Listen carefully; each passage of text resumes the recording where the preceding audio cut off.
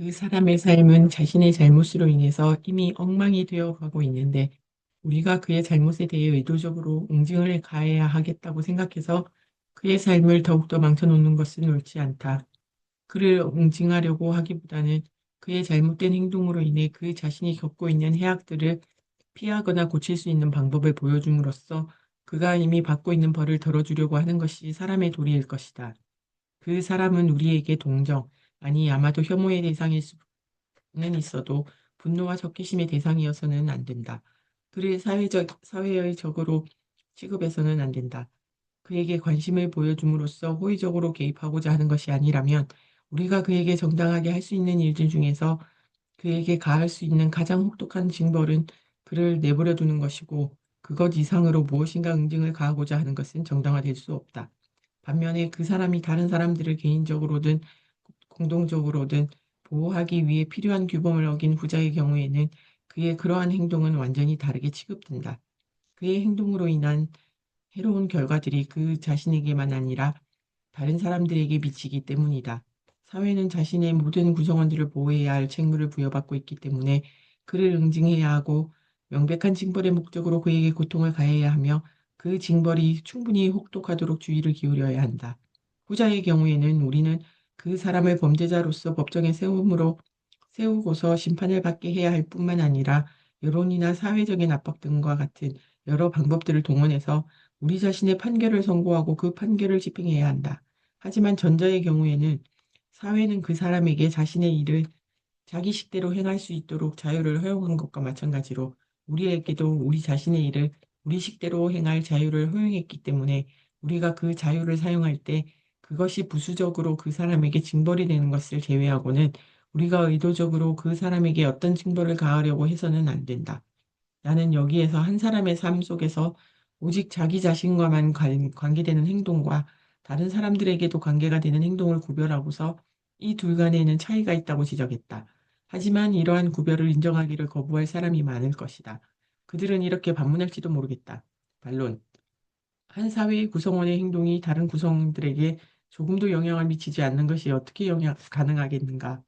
사회에는 완전히 따로 떨어져서 고립되어 살아가는 사람은 있을 수 없다. 어떤 사람이 자기 자신에게 심각하거나 영속적으로 해악을 끼치는 행동을 하는데 그것이 적어도 그와 가까운 관계에 있는 사람들, 그리고 가끔씩은 그와는 별 관계가 없는 사람들에게조차 악영향을 미치지 않는다는 것은 불가능하다. 어떤 사람이 자신의 재산에 손해를 끼친다면 그것은 그 재산으로부터 직간접적으로 지원을 받아온 사람들에게 피해를 끼치는 것이 되고 정도 차이는 있겠지만 통상적으로는 그가 속한 사회 전체의 자산이 줄어들게 하는 것이 된다. 또한 그가 자신의 신체적이거나 정신적인 능력을 손상시킨다면 그것은 자신들의 행복의 일정 부분을 그에게 의지해서 모든 사람에게 피해를 주는 것이 될 뿐만 아니라 그가 다른 사람들에게 행해야 할 온갖 봉사를 하지 못하게 되고 다른 사람들의 보호를 받는 처지가 됨으로써 그들에게 부담과 폐를 끼치는 것이 될 수도 있다.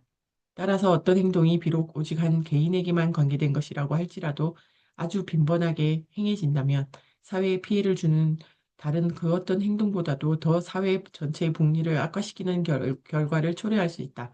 끝으로 어떤 사람이 자신의 악함이나 어리석음으로 인해 다른 사람들에게 직접적인 해악을 끼치지 않는 경우에도 다른 사람들이 그의 그런 모습을 보거나 알고서는 타락하거나 오도되는 일이 일어나서 해를 주기 때문에 그런 사람을 통제하는 것이 마땅하다. 또한 그들은 이런 말을 덧붙일 것이다. 잘못된 행동의 결과가 악한 성품을 지닌 한 개인 또는 사려 깊지 못한 한 개인에게만 미친다고 할지라도 그들 자신에게 맡겨두어서는 올바르게 살아갈 수 없다는 것이 분명하게 드러난 사람들을 사회가 내버려 두는 것이 과연 옳은 일인가?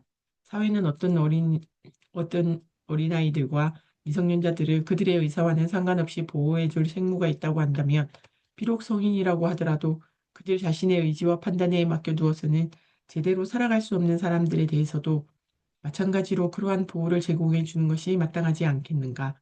또한 그들은 이렇게 반문할지도 모르겠다. 도박하는 것, 술에 중독되어 살아가는 것, 절제하지 못하는 것, 게으른 것, 불결한 것이 법에 의해 금지된 것들 중 다수 또는 대부분의 행동들과 마찬가지로 인간의 행복을 해치고 개개인의 발전에 큰 장애가 된다면 법은 실현 가능성과 사회적 편의에 부합하는 한도 내에서 그러한 것들도 규제하려고 하는 것이 당연하지 않겠는가? 그리고 법으로 그러한 것들을 규제하는 데에는 한계가 있다고 한다면 적어도 그 공백을 메우기 위해서 여론을 그러한 악들을 막는 강력한 경찰로 동원해서 그런 행동들을 하는 것으로 알려진 자들에게 엄격한 사회적 제재를 가하는 것이 옳지 않겠는가? 아울러 그들은 이렇게 말할 것이다. 이 문제와 관련해서 개성을 제한하거나 삶 속에서 새롭고 독창적인 실험들을 시도하는 것을 가로막아서는 안 된다는 것은 두말할 필요가 없다. 우리가 사회에 의해 통제하고 규제해야 한다고 말하는 유일한 것들은 오직 인류 역사가 시작된 이래로 지금까지 오랜 세월 동안 검증 과정을 거쳐 단죄되어 온 것들, 즉 인류의 경험을 통해서 한 사람의 개성에 전혀 유익하지 않고 해로우며 부합적인 것임이 증명되어 온 것들이다.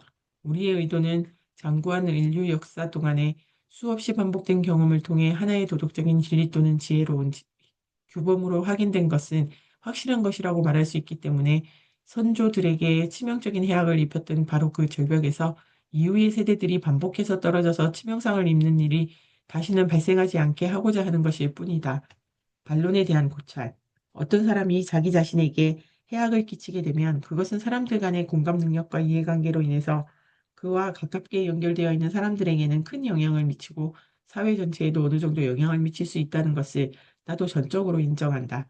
그 사람이 그런 종류의 행동을 통해 다른 사람 또는 사람들에 대한 자신의 명시적이거나 묵시적인 의무를 가지게 될 때 그의 행동은 자기 자신과의 관련이 있는 행동의 범위를 넘어서는 것이 되어서 진정한 의미에서 도덕적 비난의 대상으로 바뀌게 된다.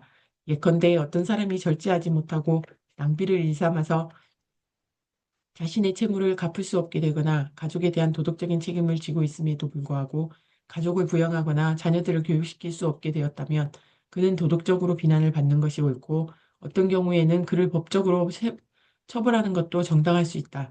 하지만 그가 그런 제재를 받는 것은 그에게 낭비벽이 있기 때문이 아니라 가족이나 채권자들에 대한 의무를 이행하지 않았기 때문이다. 그가 자신의 가족이나 채권들에게 주었어야 할 돈을 낭비하는 것이 아니라 아주 현명한 투자를 하는 데 전용했다고 하더라도 결과적으로 그들에 대한 의무를 다할 수 없었다면 그는 도덕적인 비난과 법적인 처벌을 받을 수밖에 없다. 의무를 이행하지 않았기 때문이다. 조지 바넬이라는 사람은 자신의 애인에게 사용할 돈을 구하기 위해 삼촌을 죽인 죄로 교수형을 당했는데 만일 자신의 사업 자금을 마련하기 위해 삼촌을 죽였더라도 그는 똑같이 교수형을 당했을 것이다. 마찬가지로 우리 주변에서 심심치 않게 볼 수 있는 예를 들어보자.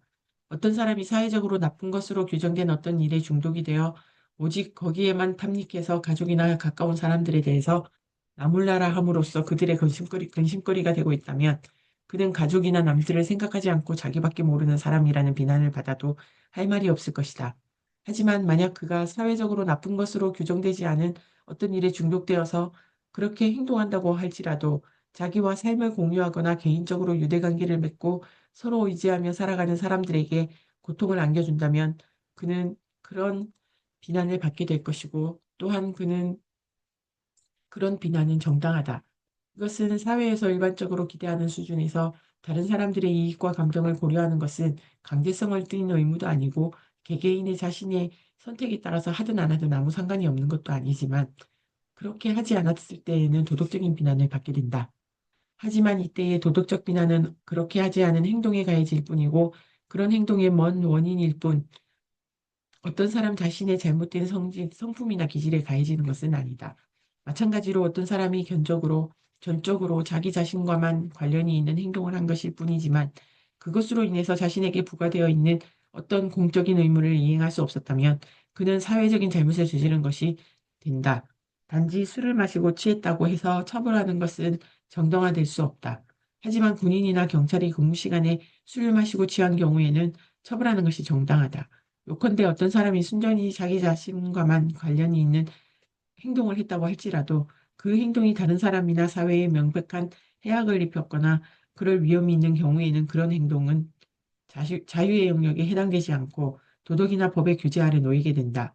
반면에 개인이 어떤 행동을 통해서 특정한 공적인 의무를 어기지도 않았고 자기 자신 외에는 누구에게도 이렇다 할 만한 해악을 끼치지는 않았지만 사회에 어떤 해악을 끼쳤을 것이라는 막연히 추정되는 경우에는 인간의 자유라는 좀 더 큰 이익을 위해서 사회는 그런 불이익 정도는 충분히 감수할 수 있어야 한다.